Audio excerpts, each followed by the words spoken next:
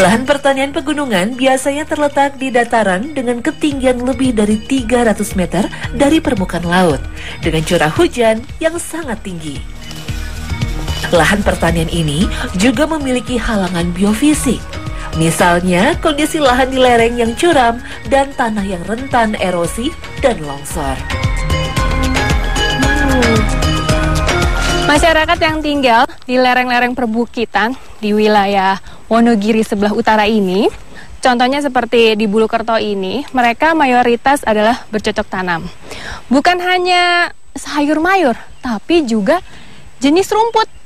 Ini bukan rumput sembarang rumput. Nanti kita lihat kegunaannya. Sekarang waktunya kita panen.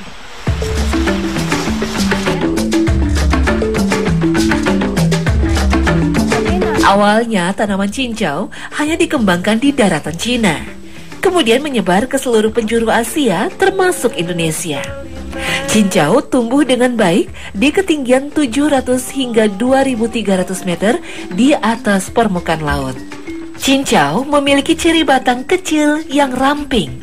Ada yang batangnya menjalar ke tanah atau pohon, tetapi ada pula yang memiliki batang kecil tegak dan berumpun. Daun dan batang cincau inilah yang menghasilkan gelatin hijau kehitaman. Cincau termasuk tumbuhan rerumputan dari genus Mesona. Di dunia terdapat 3 golongan utama Mesona, yakni Mesona procumbens dan Mesona chinensis yang banyak diproduksi di daratan Cina. Dan ketiga adalah Mesona palustris atau janggelan yang banyak terdapat di Indonesia. Ketiganya termasuk famili tumbuhan Labiatae. Masyarakat pedesaan awalnya mengenal janggelan sebagai obat luka alami. Daun cincau memiliki kandungan jeli lengket yang dapat merapat luka iris. Kini janggelan berubah menjadi komoditas industri makanan di Asia.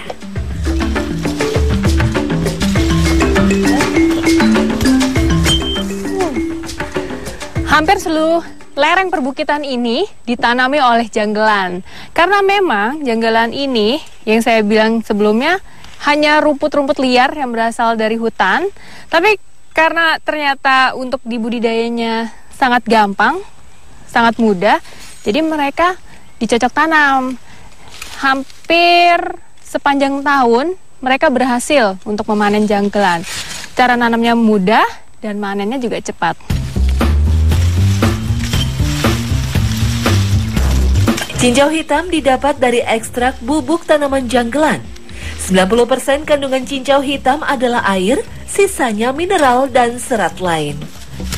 Maka tak heran banyak orang mengkonsumsi cincau hitam lebih untuk diet atau melangsingkan tubuh, sebab jeli cincau hitam rendah kalori. Cincau hitam juga dikenal efektif menurunkan panas dalam.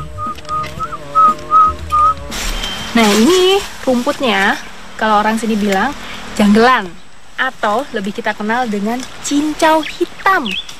Baru tahu kan kalau cincau hitam terbuat dari ini. Nih kalau dilihat dari ciri fisiknya, memang seperti rumput liar biasa. Memang karena dulunya janggelan ini cuma bisa kita temukan di hutan. Tapi sejak bisa dijadikan salah satu komoditi yang sangat menjanjikan, akhirnya masyarakat nanam di budidaya seperti ini.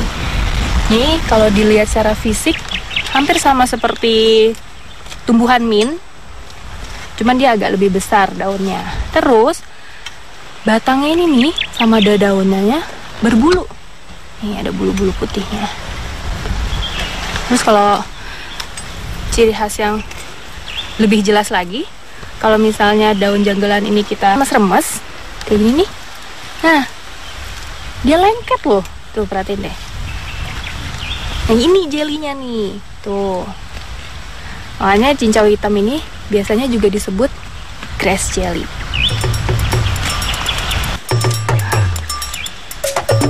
Gelatin cincau hitam dalam pembuatannya memerlukan tambahan tepung pati. Hangat.